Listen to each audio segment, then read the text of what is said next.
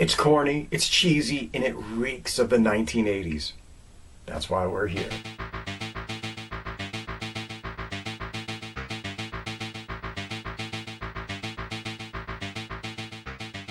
Okay, everybody, today we're going all the way back to 1987 to look back at a little forgotten gem that is just too friggin' cool for school. We're talking about The Hidden, a little sci-fi, horror, action, comedy, TNA, whatever you want to call it. But before we go any further, once again, and as always, to the trailer.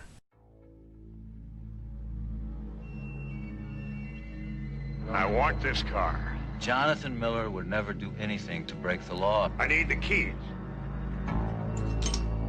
Thank you. Bye. He is a very fine, very honest gentleman. Something strange is happening to some ordinary people. Yeah, that's Jack. Real nice man. What do you do, rob a bank? He's a law-abiding taxpayer minding his own business. Killed 12 people, wounded 23 more, stole 6 cars, most of them Ferraris. If anybody deserves to go that way, it's sure in the hell's him. I've worked homicide for 13 years now. I have never seen anything like this. You trying to tell me that she's part of this? Step out of the car slow. I want answers, and I want them now. Explanation won't help you. I want to know why it takes 15 shots to take down some zoned-out stripper. Why 3 law-abiding citizens all of a sudden go crazy and start killing people? Are we talking spacemen here? Something gets in his way, he kills it. Finds a body, gets inside, uses it to move around. Try for one on the tire. If you think this is easy, why don't you try it?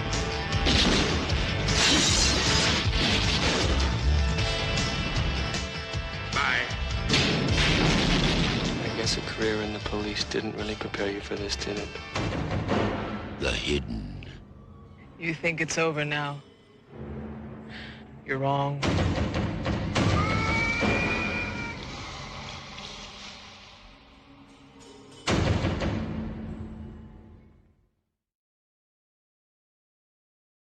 Okay, everybody, this little gem was directed by Jack Shoulder. Yeah, let's go. Anyway, we're talking about, he did stuff like Alone in the Dark, and Renegades, and Arachnid, and A Nightmare on Elm Street 2, and Wishmaster 2, and he also did the Omen version.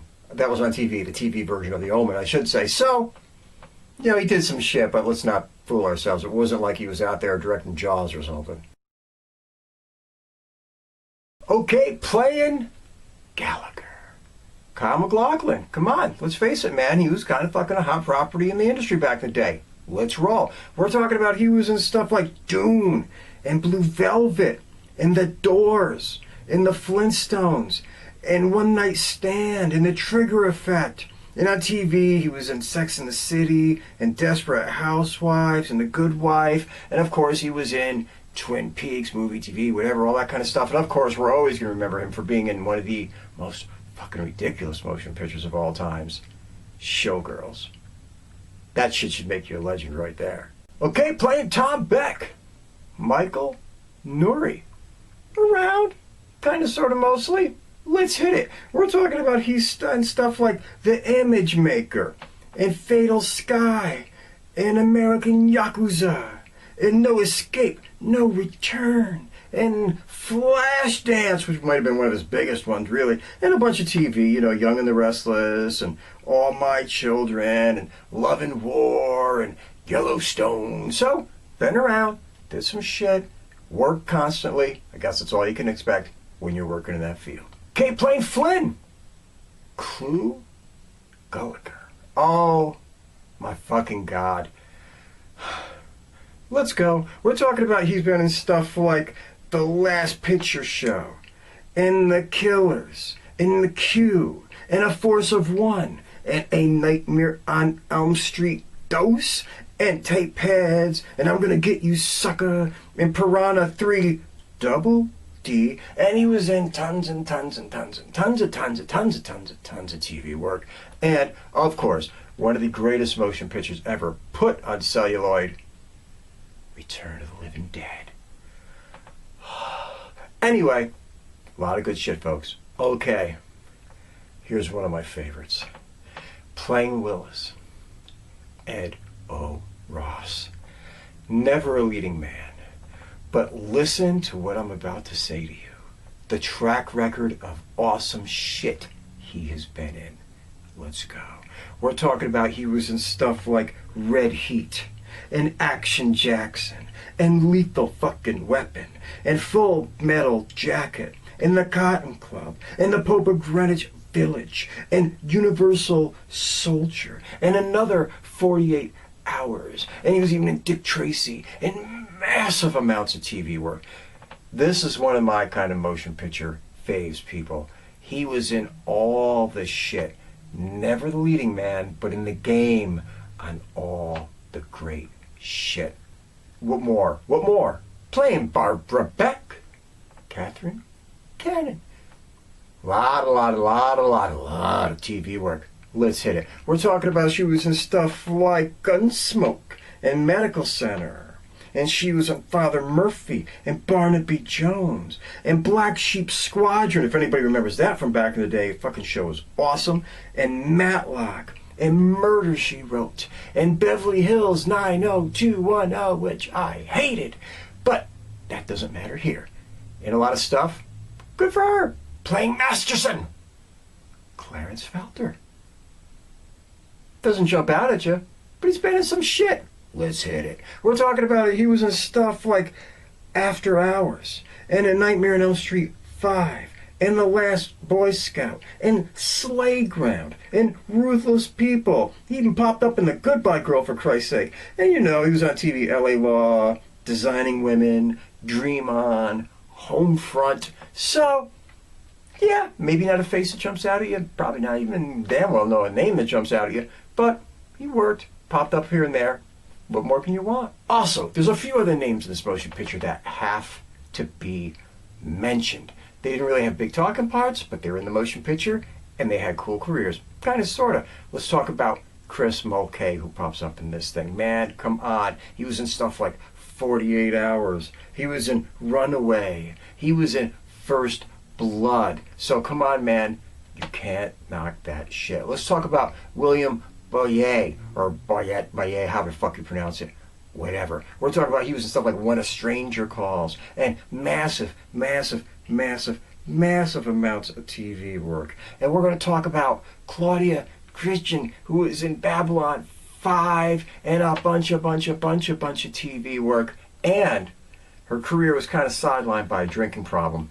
And if you want to know a little trivia fact about this motion picture, when she played out for the role and went out for her audition, she knew she had to play a stripper, so she kind of padded out her outfit when, you know, she's not that kind of person. Didn't think she would get the role. When she got the role, holy sheep shit. She had to go up to the director and say, hey man, we're going to have an issue. And they had to actually build her big fake boobs to wear underneath her shirt.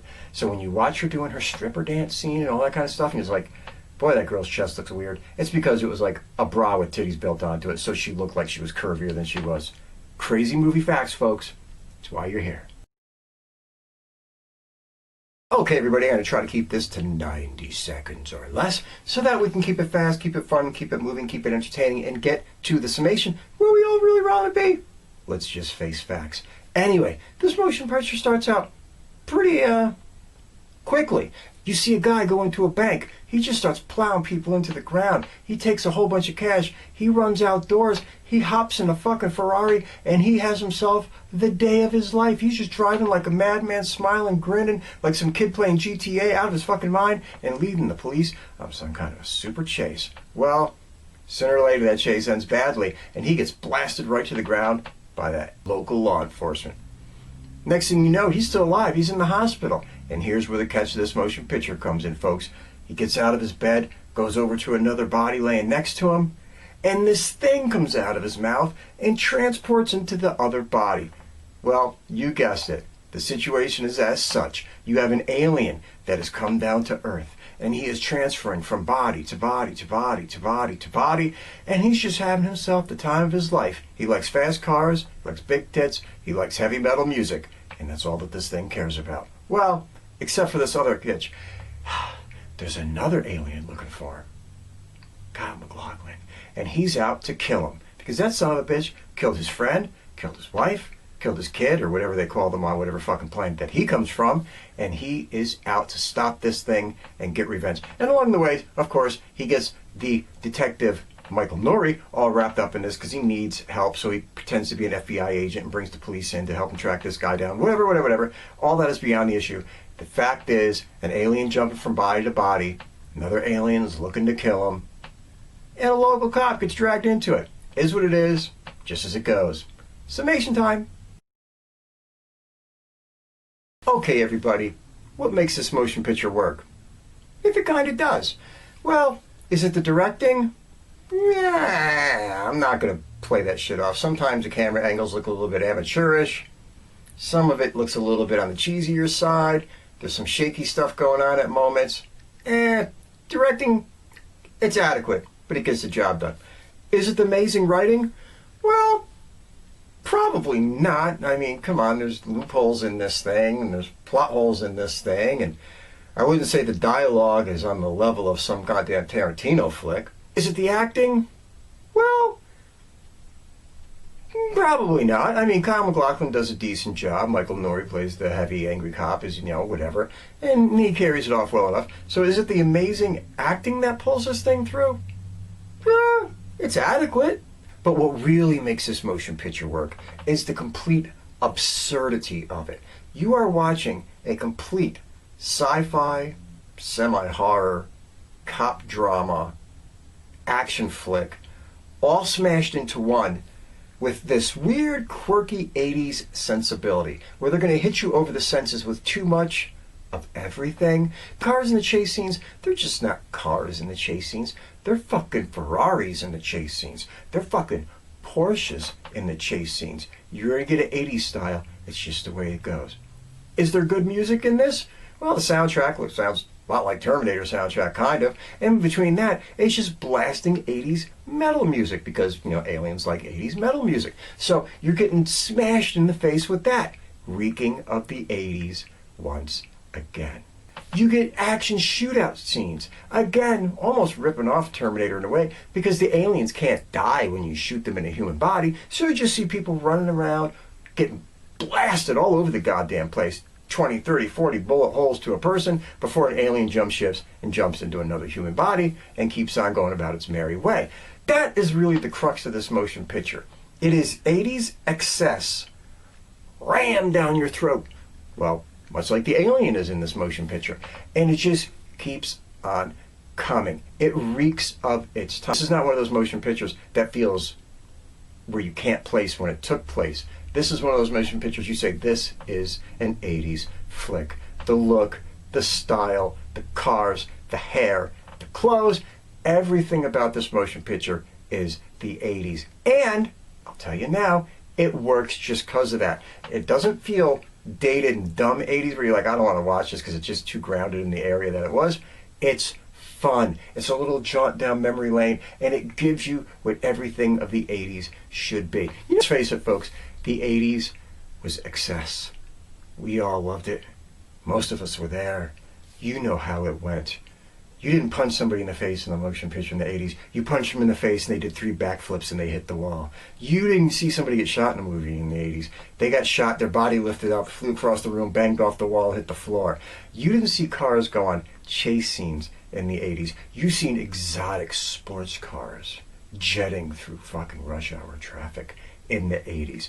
It was what it was. And this motion picture is a complete 110% representation of that time, packaged nicely, delivered into your lap. And if you can overlook some directing, if you can overlook some writing, if you can overlook some even somewhat ham-fisted acting at times. And if you can overlook the fact that they are unrepentantly not caring that they're doing these things, you're going to probably enjoy this flick.